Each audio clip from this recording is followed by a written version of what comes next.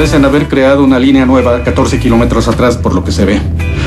El coronel Mackenzie está a cargo del segundo. El Imperio Otomano entrará en estado de guerra en cualquier momento. ¿Crees que una escopeta te va a ayudar allá arriba? Bueno, lo que ustedes están usando tampoco les ha servido mucho. Algunas veces puede ver a su enemigo de cerca y sabe que es como usted, que tiene los mismos pensamientos, la misma emoción. Habla de una generación de hombres que, aunque hayan escapado de las balas, fueron destruidos por la guerra.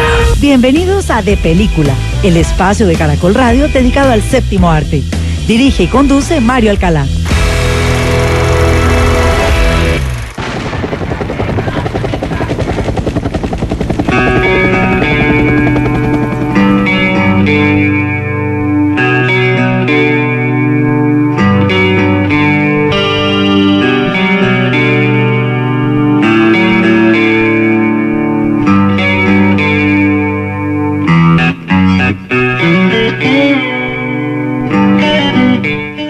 Buenos días a todos los oyentes de Caracol Radio en Colombia y en el exterior. Los saludamos en este domingo 9 de agosto del año 2020 y a partir de este momento comienza De Película de Caracol Radio, el espacio del Grupo Prisa dedicado al séptimo arte, porque la sala de cine que abre más temprano en Colombia es De Película de Caracol Radio. Y todos ustedes, nuestros amables oyentes, nos pueden seguir escribiendo a nuestra cuenta de Twitter, @caracoldepeli, o lo pueden hacer a través de caracol.com.co/depelícula en Hable con el Programa. Y allí en nuestra plataforma de audio a la carta tienen completos nuestros programas sin cortes, sin interrupciones, todos nuestros tops 40 que hemos hecho a lo largo de estas semanas y también todos nuestros contenidos.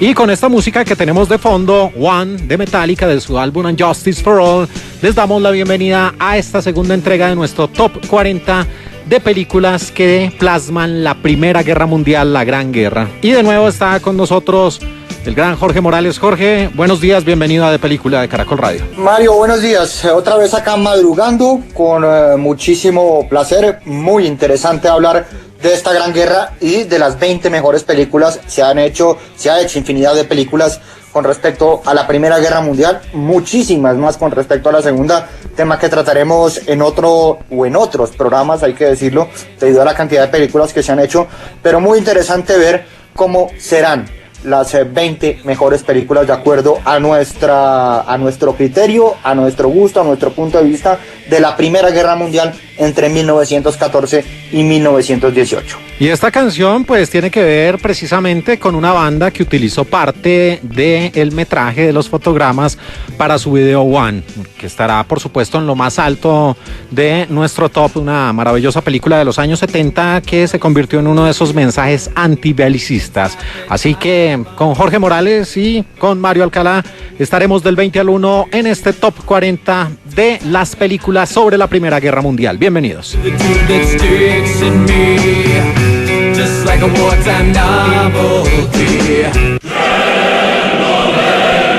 Número 20. Vi dico che non sei brodo, sei minestrone. E che minestrone, roba sciafina, burro e pancetta a strafottere. Ma che questo è olio e cipolla? È un minestrone mondiale, è una vera seta. E certo, il coca e reggimento è Pellegrino Artusi. Lugar número 20, otra gran sátira acerca de la guerra de 1959, la Gran Guerra del maestro Mario Monicelli, con Alberto Sordi en el reparto y con una de esas divas del cine italiano, una mujer absolutamente preciosa, Silvana Mangano. Italia en 1916, Jorge, yo sé que usted es muy afín a la cultura italiana y aquí se le da un punto de vista a los desertores. Sí, Mario, a la cobardía, al hecho de tener que participar en una guerra y no querer hacer parte de ella, no tener las agallas, la valentía, la gallardía de usted enlistarse e ir a las trincheras, a darse de plomo contra sus rivales, en este caso los italianos, y además pues con una amistad que empieza torcida, que empieza de una forma bastante peculiar con una estafa, y además pues cómo se termina dando los destinos de dos personajes que se encuentran con una muy mala experiencia al principio, pero que después terminan haciéndose amigos y convirtiéndose en mensajeros. Por supuesto, una película que se nota mucho que no es gringa, por su final, por su desenlace, por su carencia de cierta forma de épica, que es algo que le gusta mucho a los vencedores de las guerras mostrar en las películas. En este caso no es así, y por supuesto también hay que decir con la dirección de uno de los grandes del cine italiano, Mario Monicelli, que decidió poner fin a su vida en el año 2010 tras ser diagnosticado con cáncer de próstata. Él decide acabar con su vida lanzándose desde la ventana en un hospital italiano, pero una película muy interesante y, como le digo, con un final muy particular, y que para los que están demasiado acostumbrados a ver películas de Hollywood donde siempre ganan los buenos y donde las mujeres guapas siempre terminan con el protagonista, pues este no es el caso, pero es una película muy interesante hablando de los mensajeros, como también pasa en algún momento con otra película que tuvimos en nuestro ranking, My Boy Jack. Y de nuevo una gran sátira, otra visión, otro punto de vista acerca de la Primera Guerra Mundial de 1959, La Gran Guerra de Mario Monicelli. Ostrai anche agli austriaci. Oh, e appassa al nemico. Número 19.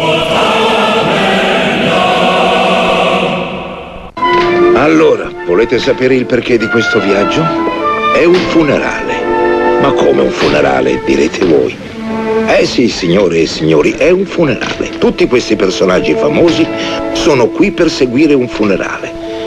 È stata l'ultima volontà esplicitamente espressa nel suo testamento.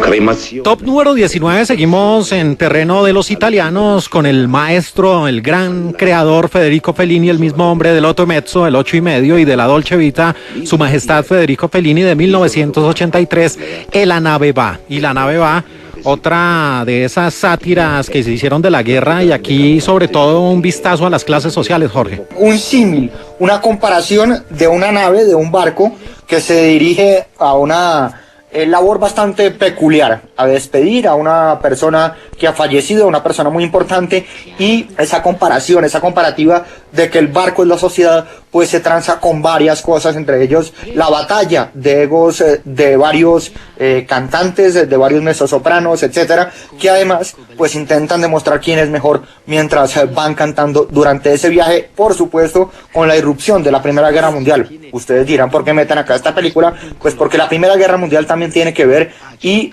una de las partes importantes es el rescate de algunos ciudadanos serbios que se encuentran en el mar mientras el barco hace su travesía. Una película muy interesante, otra más que se lleva a cabo en el mar, cuyo principal escenario es un barco, pero que además hace, como le digo, una comparación muy interesante y termina burlándose y satirizando a la sociedad italiana de aquel momento, de muchos egos, de mucho glamour, pero con una realidad bastante postiza y mentirosa. Y agregándole dos datos más, pues fue una película con un tinte surrealista por parte de Fellini, unas escenas que parecieran salidas de la lógica, y la otra es que ahí el maestro Fellini le hizo un homenaje a esa mujer de la que hablan, ese fallecimiento, pues hablan de María Callas.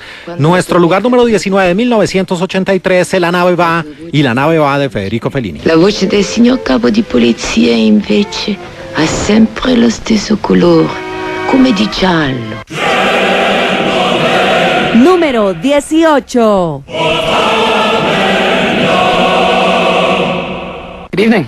Do you speak English? Yes, a little. Wonderful. We were talking about a ceasefire for Christmas Eve. What do you think? Llegamos al lugar número 18 con una película amada y odiada por partes iguales de Francia del año 2005, Feliz Navidad, dirigida por Christian Carion, y que tenía en el reparto una mujer preciosa, ella es alemana, Diane Kruger, también estaba Daniel Brühl, un gran actor, y Guillaume Canet.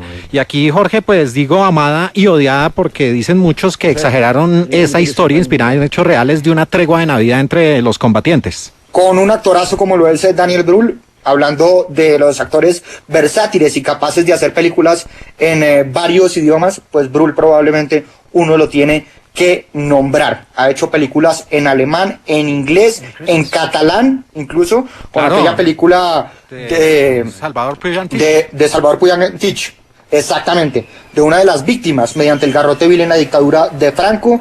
Así que es un actorazo. En Los Educadores también lo vimos, muy buen actor. Y esta película, por supuesto, Mario, lo que hemos dicho siempre, no solo magnificar la épica, sino también la épica de la victoria en combate, sino de la amistad y de la fraternidad en los pueblos, esos momentos más álgidos y más duros. En este caso, una tregua de Navidad, por eso es que se llama Feliz Navidad en francés. Como usted lo dice, una película amada y odiada, pero que cuenta con un muy buen reparto y que, por supuesto, pues trata otra faceta, que es básicamente usted romper los protocolos de guerra, los odios, dejar de ser tan inflexible, ver a su rival, bueno, su enemigo, como lo único que puede hacer es matarlo, y pues da una tregua precisamente de Navidad. No vamos a saber nunca qué tan cierta o qué tan falsa fue esta historia, pero para mí igual es interesante y con una muy buena actuación de Daniel Brühl. Nuestro lugar número 18 de 2005, Feliz Navidad.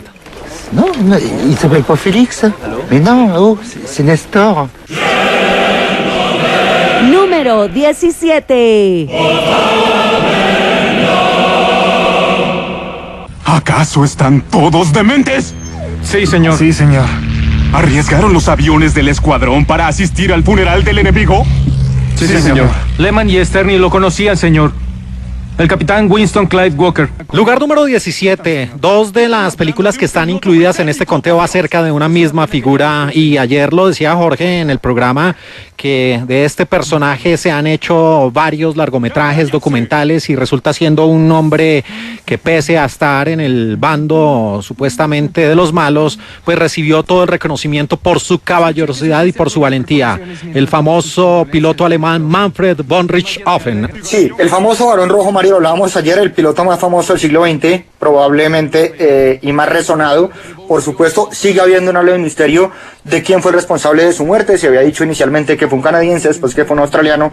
Nunca se supo realmente quién fue el hombre capaz de derribar disparándole desde tierra al denominado Barón Rojo, que además pues fue el as de guerra de el ejército imperial alemán en la Primera Guerra Mundial y que terminó cayendo en combate en Francia. Otra película biográfica, por supuesto, lo hemos hablado, yo no sé cuántas películas han hecho del Barón Rojo, Mario, pero en esta me parece que es interesante, sobre todo porque pues muestra los más y los menos de este piloto. No solo es una oda a él, no solo lo muestran como un mito, que lo fue, y como un héroe, sino también, por supuesto, lo que muestra pues que fue un magnífico piloto, que fue probablemente el más aventajado de todos los alemanes y sus rivales, pero también, por supuesto, cómo lo admiraban y le temían incluso en los bandos rivales. Y en el reparto pues sobresalen Joseph Fiennes y la preciosa Lina Headey, muy conocida por ser Cersei Lannister en la serie de televisión Juego de Tronos, película alemana del año 2008 de Roten Baron, o El Barón Rojo de 2008, lugar 17. Está perdiendo mucha sangre. Quite esto. Estará bien. ¿Pueden llevarlo? Número 16. Lieutenant Ernest Hemingway requesting a change of assignment. I wasn't aware Lieutenant Hemingway had reported for duty yet. Sir, Lieutenant Hemingway reporting for duty and requesting a change of assignment. Seguimos aquí en De Película de Caracol Radio, la sala de cine que abre más temprano en Colombia, con Jorge Morales y con Mario Alcalá en este top 40 de las películas que plasman la Primera Guerra Mundial. Y llegamos a una película que puede tildarse de dulzona, pero que adquiere su valor por el hombre del que hace una especie de biopic de una parte de su vida. In Love and War, en El Amor y la Guerra, dirigida por Richard Attenborough, del cual hablamos en el programa de ayer, con Sandra Bullock, Chris O'Donnell y una figura de la literatura universal, el señor Ernest Hemingway, Jorge. Sí, premio Nobel de Literatura, Mario, fanático del boxeo, por supuesto, escribió Por quién dobla las campanas, El viejo y el mar.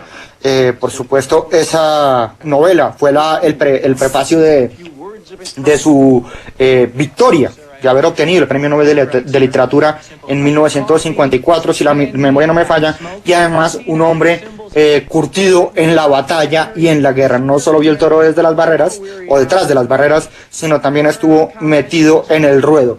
Estuvo en la Primera Guerra Mundial, fue conductor de ambulancias, estuvo en la Guerra Civil Española, donde también hubo otros tantos escritores que hicieron parte pues, de uno de los conflictos más famosos del siglo XX entre republicanos y fascistas en la España que acababa de caer bajo el poder de Franco, y después también estuvo pues en días bastante duros y bastante frenéticos en la Segunda Guerra Mundial, como el desembarco de Normandía, la famosa Operación Overlord, el 6 de junio de 1944. Así que un semblante muy interesante de Ernest Hemingway, el escritor probablemente de los Estados Unidos más importantes, que no son pocos, más importantes del siglo XX, con una biografía interesante. Lo que usted dice, tal vez un poco azucarada, sí, pero a mí me gustó. Me parece una buena película, por supuesto. Otro escritor con un final trágico, que terminó falleciendo bajo un tiro que se autoinfligió con una escopeta, pero que fue fundamental para el siglo XX y, por supuesto, con obras muy interesantes, sobre todo al momento de hablar de la guerra, porque, como le digo, él estuvo ahí metido. Y como usted bien lo recalca, pues ese suicidio, muchos dicen, y esta película toma parte en ello, y en su tramo final dice que Ernest Hemingway nunca se repuso de ver cómo perdió el amor de su vida, a la enfermera que interpreta a Sandra Bullock, y desde ahí pues empezó esa relación insana con el alcohol, pero pues no dejó atrás su genialidad. Gran película de 1996, nuestro lugar número 16, In Love and War, en el amor y la guerra. Ah, sí, fuchile. Número 15. Right through the lung. Bell, dismount the men. Yes, Sergeant. Dismount. Lugar número 15, una película del director que más premios Oscar ha conseguido a realizador, el maestro John Ford, el mismo hombre de La Diligencia, que en 1934, sí que viajamos en el tiempo, Jorge, hizo esta película de la Primera Guerra Mundial, The Lost Patrol, La Patrulla Perdida, y aquí vemos que cuando cae el comandante, los soldados pueden quedar a la deriva en esa tierra de nadie. Una película muy interesante de John Ford, como usted lo dice, el director más laureado en la historia de los premios Oscar, y no solo por mejor director, sino también por mejor documentalista.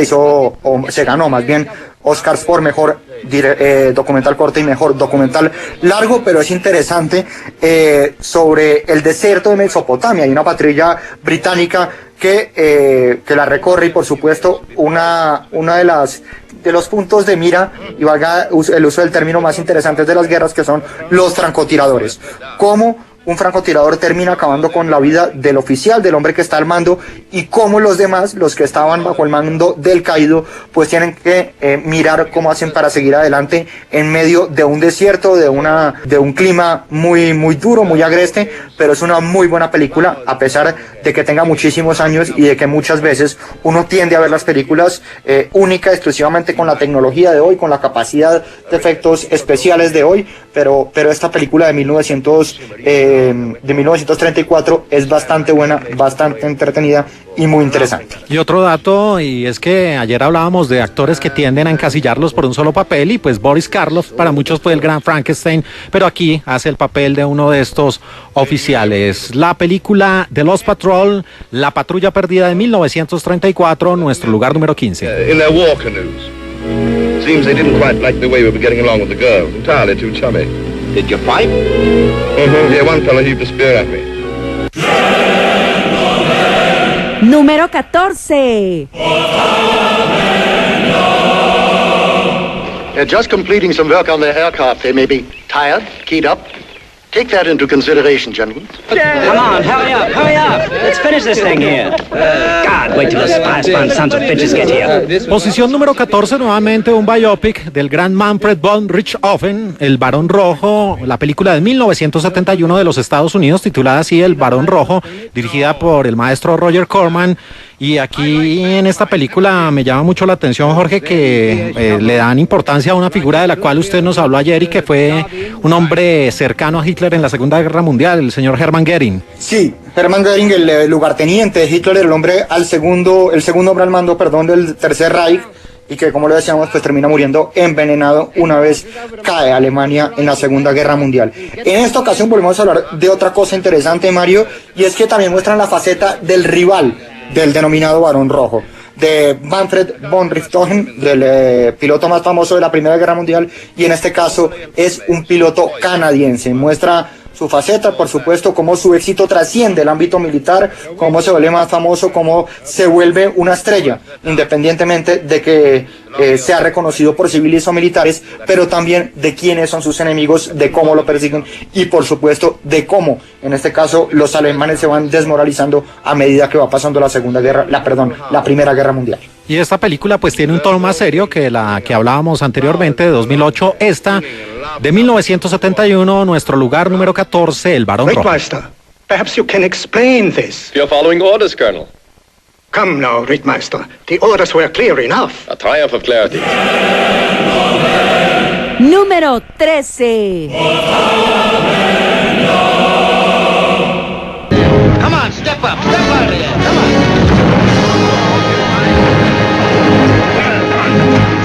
Get those hands up. Get in there.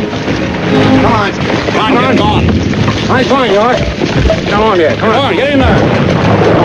13ª posición para una película de 1941 de Howard Hawks, el famoso hombre que además tuvo otra serie de actividades, además del séptimo arte, y como gran protagonista Gary Cooper, el mismo hombre de High Noon o A la Hora Señalada, el Sergeant York.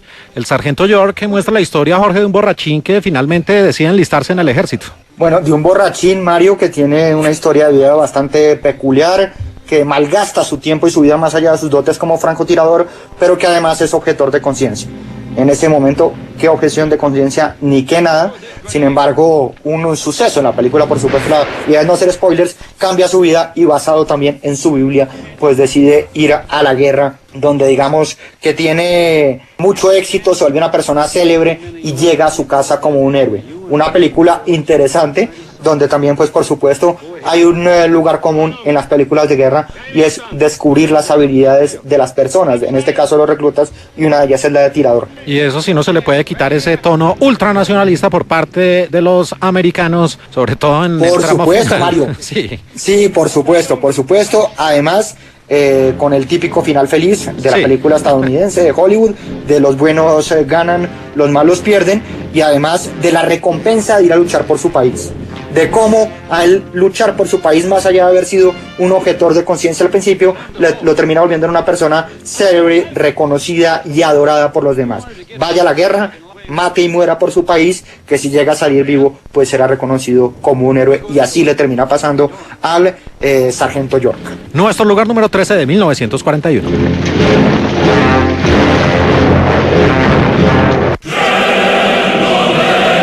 Número 12. Yeah.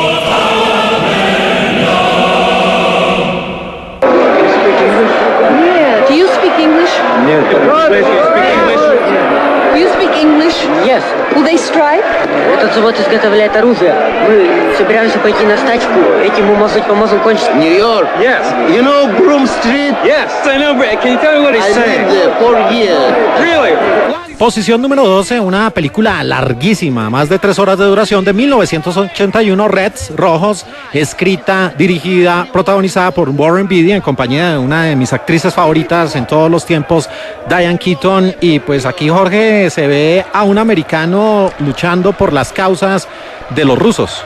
Es muy interesante, Mario, una película basada en hechos reales de el comunista John Reed, que además es uno de los estadounidenses que está en la necrópolis del Kremlin. Es uno de los pocos estadounidenses que está en el sitial de honor del Kremlin. John Silas Reed tiene su placa ahí, muy cerca a donde está Stalin, está Lenin, está el mariscal Zhukov, y por supuesto donde la gente pasa a rendirle pleitesía, por supuesto a aquellos que simpatizan con esa idea, a varios de los próceres del movimiento y de la Unión Soviética a partir de su revolución en 1917. John Reed, un mito que terminó muriendo también muy joven y que escribió 10 días que estremecieron al mundo, una novela probablemente, bueno, la novela no, porque es una crónica, más interesante, y que cuenta en primera persona esa revolución rusa. Uno de los estadounidenses, como le digo, que está enterrado en la necrópolis del Kremlin. Vale la pena ver esta película, por supuesto, para todos aquellos que les gusta la reportería de guerra. Lo hablábamos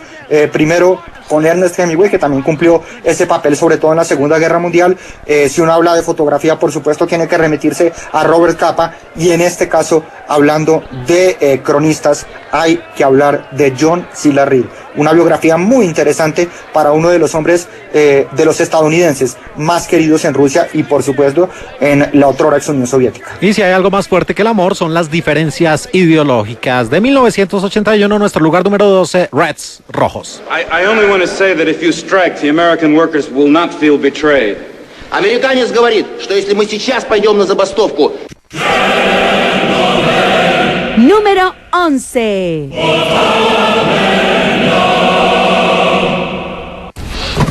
Muy bien. Si ese potro puede remover la tierra, los esperaré hasta octubre para saldar cuentas. Me quedaré entonces con ese caballo. La granja la voy a ofrecer a hombres honestos y fuertes que controlen lo que beben y no se avergüencen frente a la gente buena. Lugar número 11, y el gran protagonista es el que hablan, precisamente ahí del que hablan en el español latino, War Horse, Caballo de Guerra. En esta película del año 2011, que más allá de su nacionalismo, Jorge, tiene una estética maravillosa y muestra esa No Man's Land de manera impresionante con este caballo como gran protagonista, insisto.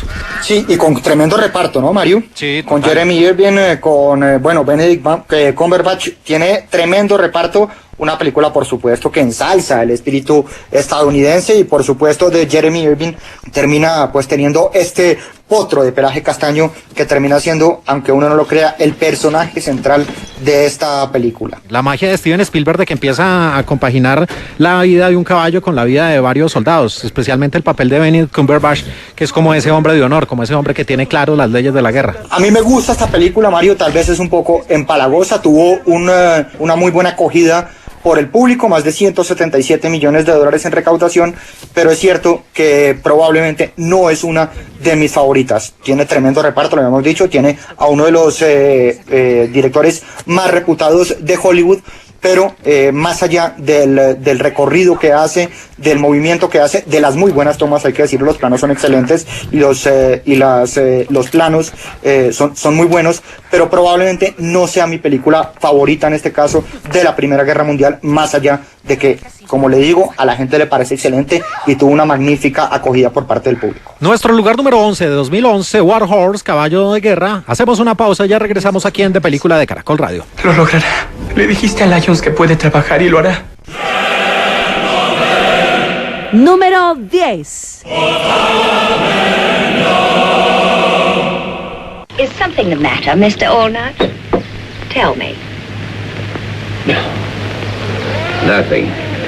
Nothing you'd understand. I simply can't imagine what could be the matter. It's been such a pleasant day. What is it? Yes, Mr. Allnut? All this foolish talk about the Louisa. Continuamos aquí en De Película de Caracol Radio, la sala de cine que abre más temprano en Colombia en este domingo 9 de agosto, en este top 40 de los largometrajes que plasman la Primera Guerra Mundial. Los acompañamos Jorge Morales y Mario Alcalá. Y don Jorge, con nuestra posición número 10, le pido que se ponga de pie a manera de solemne respeto al maestro John Huston con esta extraordinaria película de 1951, The African Queen, la reina africana, que tenía una pareja que llenaban la pantalla más allá de ese bote y de ese tramo, porque termina siendo también una road movie, Humphrey Bogart y Katharine Hepburn.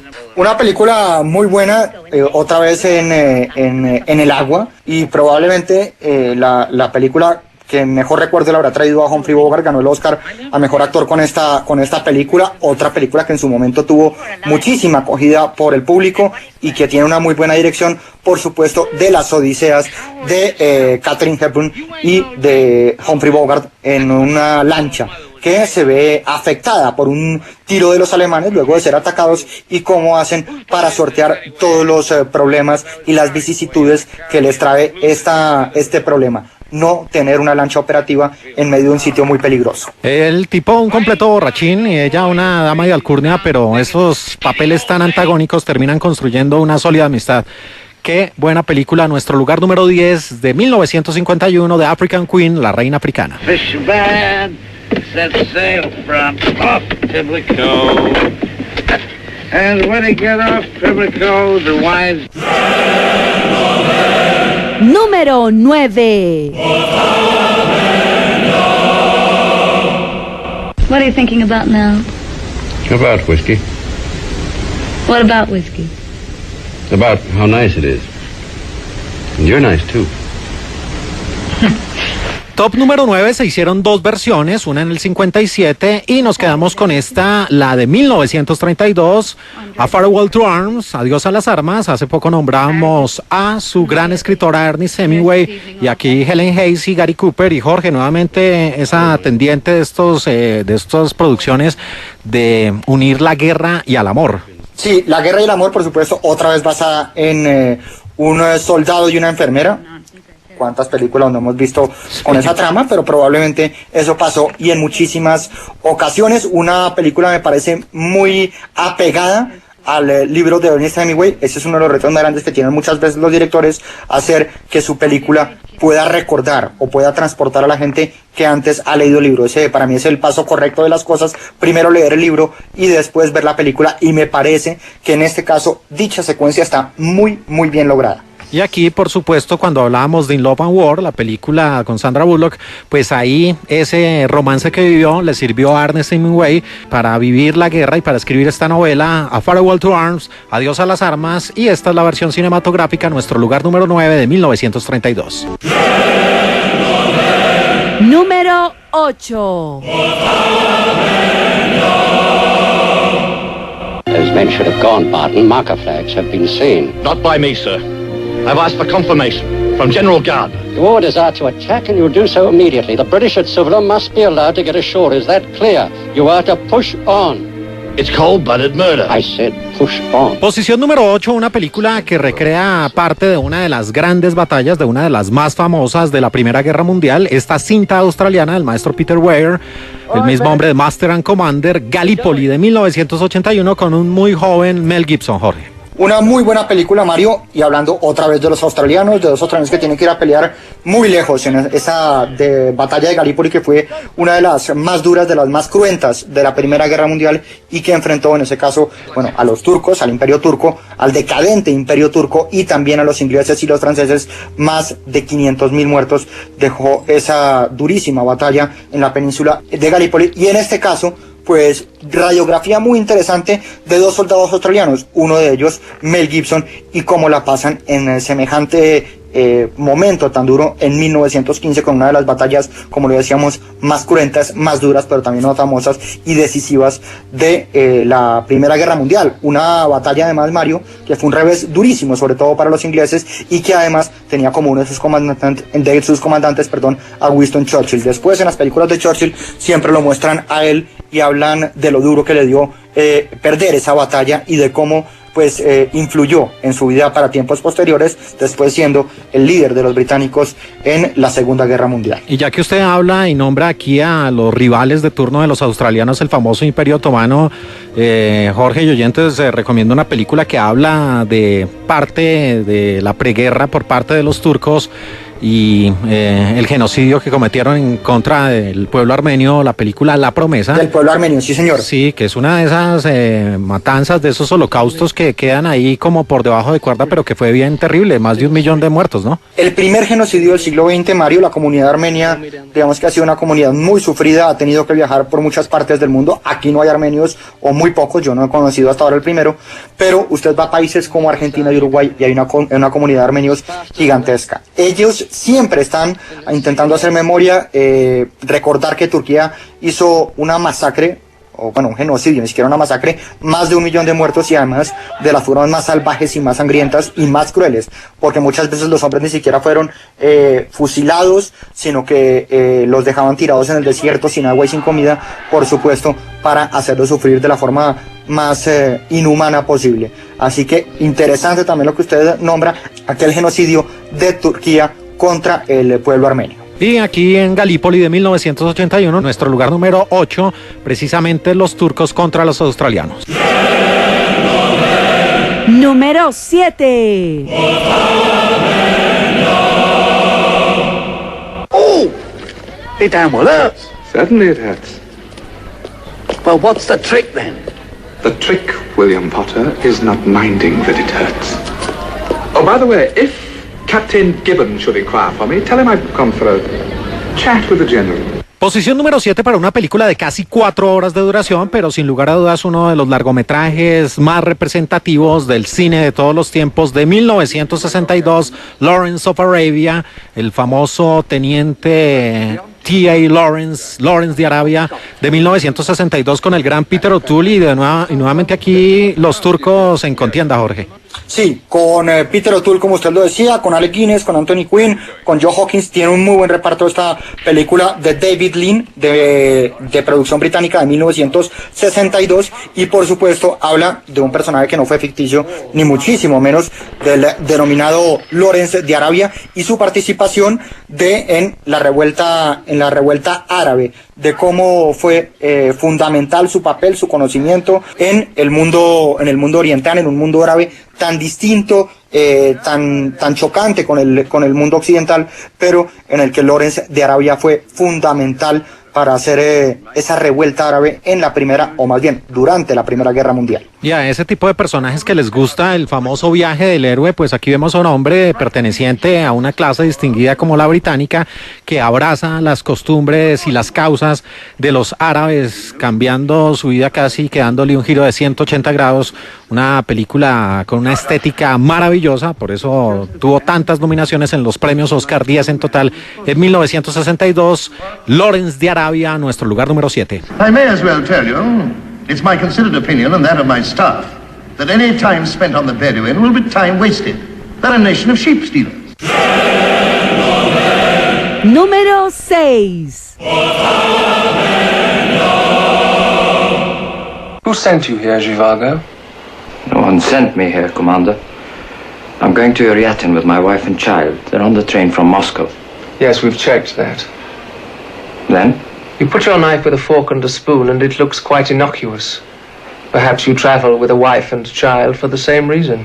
Yuriatin is occupied by white guards. Lugar número 6, otro gran largometraje de la misma década con una estética maravillosa, de 1965, El Doctor Zhivago, y también dirigida por el mismo hombre, por David Lean, como protagonista Omar Sharif, que había estado con Lean en Lawrence de Arabia. Y ayer, Jorge, que usted me preguntaba, se me había olvidado de este rostro hermoso, qué mujer tan preciosa, tan divina, que hablábamos de mujeres divinas del séptimo arte, pues la preciosa Julie Christie, la película Doctor Zhivago, y nuevamente los rusos y esa revolución de la cual usted nos hablaba ayer, los bolcheviques. Sí, una película muy interesante, Mario, además hay que decirla, estadounidense, basada en una novela rusa, soviética en ese momento, que además le valió a Pasternak el Premio Nobel de Literatura en 1957, una de las mejores películas hechas en los Estados Unidos, con tremendo reparto, Omar Sharif, y habíamos nombrado a otro en la película anterior, Alec Guinness, sí, también hace parte de esta película, y bueno, me parece que es muy buena la interpretación que le dan,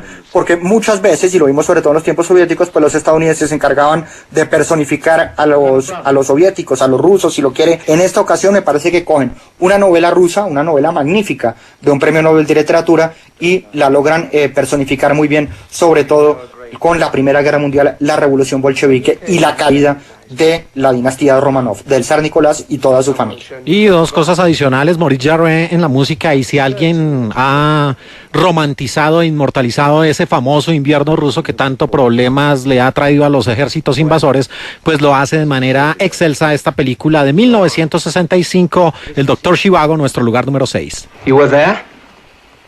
Or has someone told you this? I attended to the man who was injured by your wife.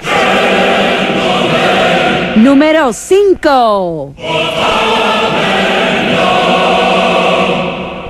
En moi, il est plus d'infanterie. C'est une très belle carrière. Vous l'avez connue? Blue Mimi? Of course. You were riding her when you won the Grand Military in Liverpool in 19... Llegamos al top 5 del top 40 de películas sobre la Primera Guerra Mundial aquí en De Película de Caracol Radio, con esta gran obra de Su Majestad Jean Renoir en el guión y en la dirección, La Gran Ilusión, de 1937, una película, Jorge, que entre otras cosas, además de la Primera Guerra, mostraba ese respeto por parte del Imperio Alemán hacia los oficiales, aunque fueran prisioneros de guerra. Sí, una película, Mario, que muestra una cosa muy interesante, el respeto, las jerarquías, cómo se manejaban más allá de los inconvenientes, de las capturas, de las muertes, de las bajas, los códigos entre los militares, por supuesto en este caso, en el Imperio Alemán, y por supuesto la verticalidad de los mandos en dicho ejército. A mí me parece una película muy interesante porque además siempre hemos estado hablando en este programa y en los distintos programas de qué facetas muestran las películas. Si muestran la soledad, la locura, el amor, el desamor, el desengaño, el amor a la guerra, el odio a la guerra, la objeción de conciencia. Bueno, pues en este caso es cómo se manejan los mandos, la relación que hay entre los mandos, en este caso en los alemanes, y me parece que es algo que logra plasmar muy bien esta película. Y con la presencia de un gran actor alemán, Erich von Stroheim, y aquí Jorge una confesión a esta hora de la madrugada, y es que yo esta película la había visto hace muchos años y para este conteo la volví a ver y creo que a usted también le ha pasado que usted pues se desilusiona con estas películas cuando las ve por segunda vez. A mí me pasó con La Gran Ilusión, me desilusioné. Lo hablábamos con usted, Mario, con otras películas que a usted muchas veces le gusta, pero le gustaban por desde hace 10 o 15 años. Las vuelve a ver el día de hoy, las vuelve a ver en la actualidad, y como dirían algunos, no envejecen muy bien. Eso me pasó con una película cuando hicimos el ranking de películas de boxeo hace algún tiempo, y es cierto. O también, Mario, no sé si le ha pasado, aunque eso me parece un poco menos común, que la película no le gusta, le vuelve a dar una segunda oportunidad y le parece mucho mejor. Me pasó con La Naranja Mecánica. Al principio no me gustó y después la metí en mi top 5 de toda la historia, hasta ese punto. No me parece una muy buena película, pero es cierto, Mario, hay veces, bueno, lo voy a decir yo... y probablemente los oyentes que tenemos me van a linchar. Yo nunca he sido un fanático de Matrix.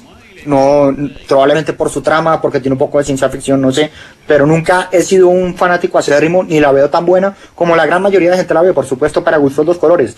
Pero me parece que es lo mismo que hablábamos ahora. Es una película a la que yo debería ver con más calma, con más análisis, con más concentración, a ver si probablemente le encuentro eso que yo no he sido capaz de ver y que muchos otros se han podido. Esa es otra de las magias que tiene el cine, de darle una segunda oportunidad a las películas o cambiar de opinión. Nuestro lugar número 5 de 1937, La Gran Ilusión. Me repugne autant qu'à vous. C'est vrai. J'étais un combattant. Número 4. Escuchen. Como Erin está dentro, pónganse presentables. ¿Quién sabe? Podría haber menciones en despachos por esto.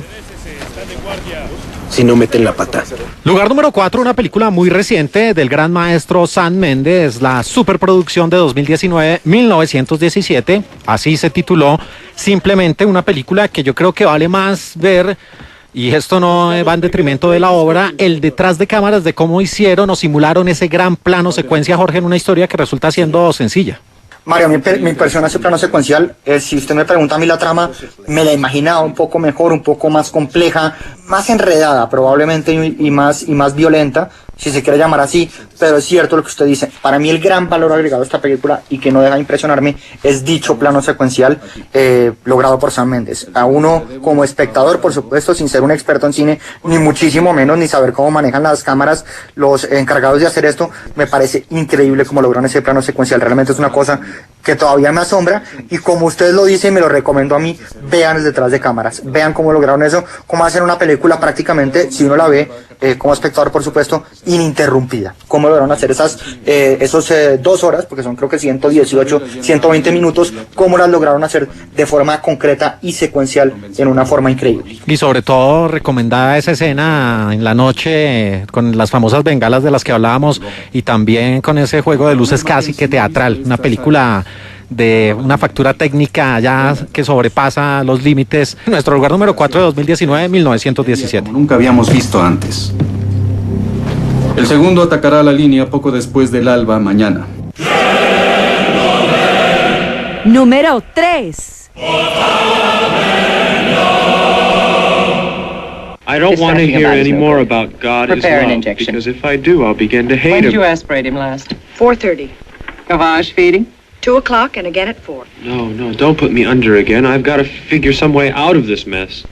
Father, I need help. I'm in terrible trouble and I need help. Lugar número 3 hablaba de la canción de Metallica precisamente porque ellos tomaron parte del metraje, de los fotogramas de esta película de 1971 de un hombre que estuvo en la lista negra perseguido por el macartismo, Dalton Trumbo, que también tiene un biopic. Johnny cogió su fusil, estremecedora, vibrante, una película para reflexionar acerca de la guerra, Jorge, con un hombre que queda completamente mutilado. Bueno, muy interesante lo de Trumbo, ¿no, Mario? Sí, uno de los hombres, la famosa palabra de la macartización. Trumbo estuvo ahí metido, uno de los hombres perseguidos por la inteligencia estadounidense, en teoría por sus simpatías políticas en los tiempos de MacArthur como mandamás del FBI. Y por otra parte, bueno, esta película, Mario, no, es durísima. Le pone usted la piel de gallina.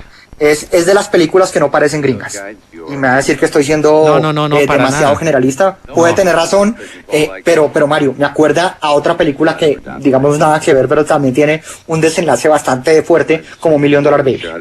Sí, exactamente, es que es estremecedora y además es que el gran logro que hace Trumbo al escribir y dirigir esta película es que transforma en imágenes ese sentimiento que imprimía un protagonista, un hombre sin piernas, sin manos, sin rostro, completamente dado a que experimentaran con él personas inescrupulosas. Un torso con vida. Sí, exacto. Sí, puede sonar completamente perturbador como usted lo define, pero así es. Y basar eso en la voz en off, que aquí sí se utiliza muy bien una voz en off, y con los recuerdos o con las imágenes que construyen su consciente y en su inconsciente, y con Jason Robards, que hace un papel maravilloso, que es uno de esos personajes villanos, pero también parte héroe. No, que película, por todo lado uno le encuentra muchas cosas. Y otra cosa, Mario, que me gusta mucho de esta película, no muestra al soldado estadounidense mono de 1.90 que llega con toda su séquito de mujeres que quieren estar con él, que es un galán, que es un éxito y un ejemplo para todos después de volver a la guerra como un héroe, como ya lo hablábamos antes en otras películas, sino que en este caso es la cara más cruenta y más dura de la guerra. Usted haberle servido a su país, pero volver y ser una persona que ya no sirve para nada, que es un inútil porque no tiene voz, no tiene cuerpo, no tiene, cuerpo sí, perdón, no tiene extremidades, no es una persona útil para la sociedad y como termina siendo relegado. Y otra de las cosas que me llama la atención de esta película, Mario, y que pone el dedo en la llaga, imagínese hace cuántos años que se hizo esta película, y esto va a ser un debate que quién sabe cuánto más va a durar, el tema de la eutanasia. No, es que hasta esa imagen de Donald Sutherland, que es otro de los protagonistas de esta historia, ahí volviéndola a ver me dio la impresión que era como una alusión a Dios, pues a Jesucristo, por la figura así, con barba, con cabello largo, y sobre todo cuando se le aparece en uno de los sueños, tiene también ahí como esa interpretación. Sí, a mí me pareció buenísima, Mario, y lo que le digo, muestra la tragedia detrás de la guerra para el sobreviviente que no llega en plenas condiciones a su país. Johnny cogió su fusil de 1971, nuestro lugar número 3. Each man faces death by himself. Número 2.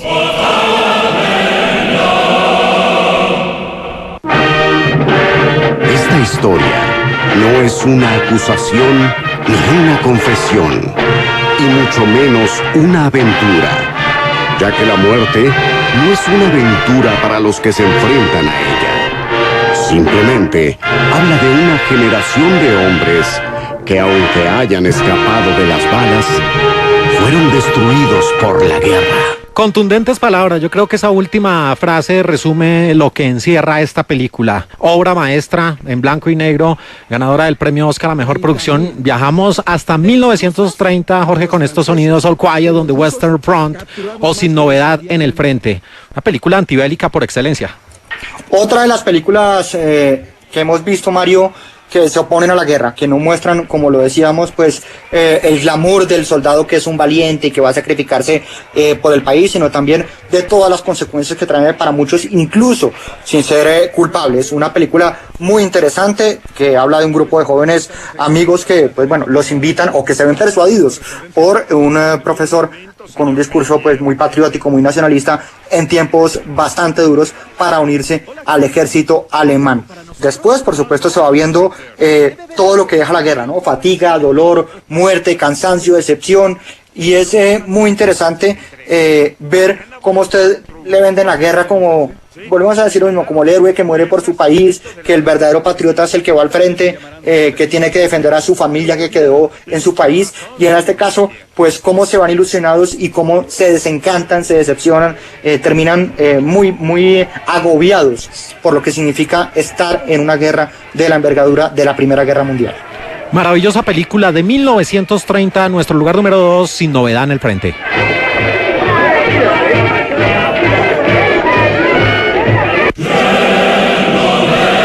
Número 1. La guerra entre Alemania y Francia comenzó el 3 de agosto de 1914. A las 5 semanas, el ejército alemán estaba a 30 kilómetros de París. Allí, a orillas del Marne, los franceses rehicieron milagrosamente sus maltrechas fuerzas y en una serie de contraataques inesperados rechazaron a los alemanes. Llegamos al lugar número 1 y cuando hicimos este top con Jorge Morales coincidimos y de entrada dijimos, tiene que estar en el lugar número 1. No hay discusión sobre ello, una obra maestra del gran Stanley Kubrick en el guión y en la dirección de 1957, Paths of Glory o Senderos de Gloria. Jorge, la volví a ver y me reafirmo, tremenda producción. Sí, probablemente la película que puso al tope a Stanley Kubrick, tope que después nunca abandonó, La Naranja Mecánica, El Resplandor, entre otras tantas películas. Full Metal Jacket, usted me corregirá, pero creo que también es de él. Sí, claro. Una de la guerra de Vietnam, que también tocaremos más adelante.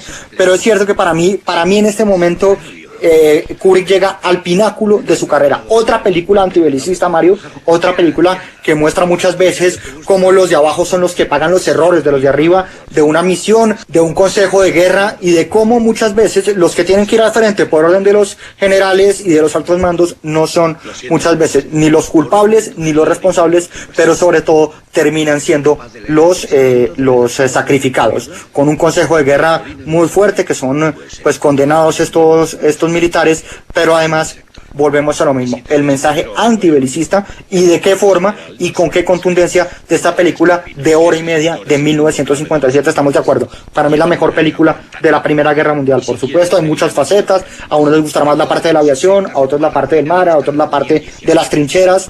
En esta también, por supuesto, se retratan las trincheras, pero se trata también mucho de la hipocresía, del honor militar y, por supuesto, de las mentiras de los altos mandos que hacen lo que pueda para salvarse, aunque ellos sean los culpables y los que deberían poner la cara cuando las cosas no salen mal en una misión prácticamente suicida que le encomiendan a sus dirigidos. Sí, aquí un personaje inolvidable por parte del recientemente fallecido Kirk Douglas, ese famoso coronel Dax, que es un hombre a carta cabal, aunque algunos dicen que lo muestran demasiado bueno, me parece que lo muestran un personaje directo, frontal, que encarna lo que es el valor de la milicia para los que pues siguen este camino. Y Jorge, aquí en una de las frases de la película dicen que las guerras las planean los cobardes y las pelean los valientes, y yo creo que eso da fe esta producción en blanco y negro. Sí, hay una frase muy interesante que dice un hombre del Chicago Tribune cuando calificó la película, Michael Wilmington, dice: un antídoto contra las películas falsas sobre las glorias de la guerra. Me quedo con esa parte, Mario, porque hemos hablado y hemos visto todas las facetas, la del soldado que llega a casa glorificado, la del soldado que llega mutilado, la del soldado que nunca volvió a su casa, la del soldado que no supo qué pasó con él cuando estaba en el frente, la del soldado desencantado, y en este caso es muy interesante porque es poner bajo discusión esas falsas premisas y ese patriotismo, muchas veces y nacionalismo, que lo lleva a matarse por un país, a matar gente que no conoce y, por supuesto, a matarse por gente que usted no conoce y que probablemente nunca conocerá. Pues nuestro lugar número 1, con todos los méritos, la mejor película que se ha hecho sobre la Primera Guerra Mundial de 1957, Paths of Glory o Senderos de Gloria. Alegra de veras. Hombre, esto es espléndido. Es soberbio. Y así llegamos al final de este Top 40 de películas sobre la Gran Guerra, y pues con Jorge Morales estaremos a lo largo de las siguientes semanas. Jorge, tenemos tarea difícil porque estaremos haciendo dos Tops 40 de la Segunda Guerra Mundial, porque gran cantidad de largometrajes que tiene y sobre todo tantas vertientes, tantos puntos de vista que dio ese conflicto. Tantos puntos de vista, Mario, tantos partícipes, tantos muertos, tantas historias sin contar. Me parece, por supuesto, por su tamaño, por lo que significó para el mundo, por la cantidad de muertos que dejó, por supuesto, el conflicto bélico más grande de la historia de la humanidad, con varias de las batallas más importantes, las Ardenas, Stalingrado, la toma de Moscú, bueno, que nunca llegó a ser una toma porque fue la batalla de Moscú, y como usted lo dice, Mario, creo que 40 películas no es fiel a todo lo que pasó y a todo lo que hay por contar en la Segunda Guerra Mundial. Probablemente 80 tampoco, pero creemos que nos acercamos un poco más. Bueno, pues esto entonces apenas es un tratado de Versalles y simplemente es una pausa de una semana para encontrarnos el próximo fin de semana aquí con don Jorge Morales y con Mario Alcalá en De Película de Caracol Radio con otro top de la Segunda Guerra Mundial. Jorge, lo espero y de nuevo qué placer y qué honor tenerlo. Un tratado de Versalles, Mario, sin vencidos, sin vencedores y sin resentidos, por supuesto. Aquí todos hemos estado de acuerdo en lo que hemos hecho. Muchas gracias por invitarme, Mario. Ha sido un gusto poder madrugar para hablar de cine, de la Primera Guerra Mundial y de sus mejores películas. Mi sector. Y si te soy sincero, algo he oído.